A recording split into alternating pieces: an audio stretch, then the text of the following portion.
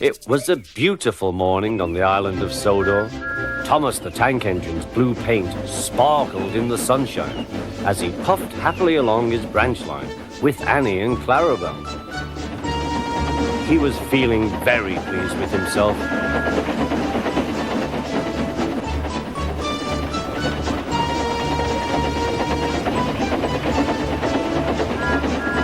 "Hello, Thomas," whistled Percy. "You look splendid." "Yes, indeed," boasted Thomas. "Blue is the only proper color for an engine." "Oh, I don't know. I like my brown paint," said Toby. "I've always been green. I wouldn't want to be any other color either," added Percy. Well, anyway, huffed Thomas, "blue is the only color for a really useful engine. Everyone knows that." Percy said no more. He just grinned at Toby.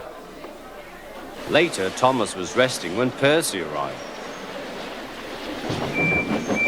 A large hopper was loading his trucks full of coal. Thomas was still being cheeky. "Careful," he warned. "Watch out with those silly trucks." Go on, go on," muttered the trucks. "And by the way," went on Thomas, "those buffers don't look very safe to me." The last load poured down. "Help! I'm choking!" cried Thomas. "Get me out!" Percy was worried, but he couldn't help laughing. Thomas's smart blue paint was covered in coal dust from smoke box to bunker.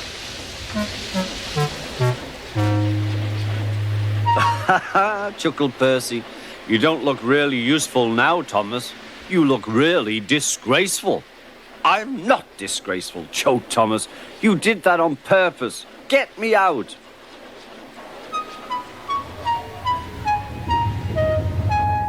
It took so long to clean Thomas that he wasn't in time for his next train. Toby had to take Annie and Clarabel.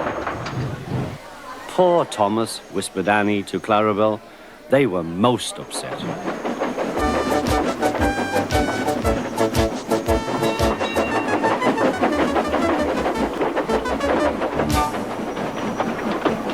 Thomas was grumpy in the shed that night.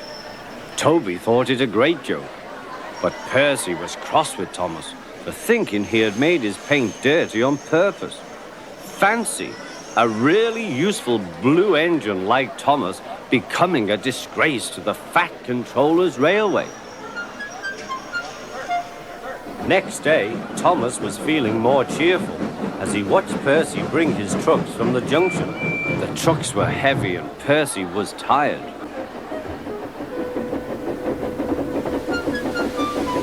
"Have a drink," said his driver, "then you'll feel better." The water column stood at the end of the siding with the unsafe buffers. Suddenly, Percy found that he couldn't stop. The buffers didn't stop him either. "Oh," wailed Percy, "help!" The buffers were broken and Percy was wheel-deep in coal. It was time for Thomas to leave. He had seen everything.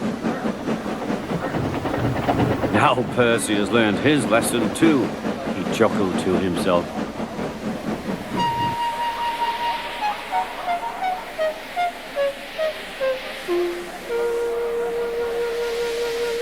That night, the two engines made up their quarrel.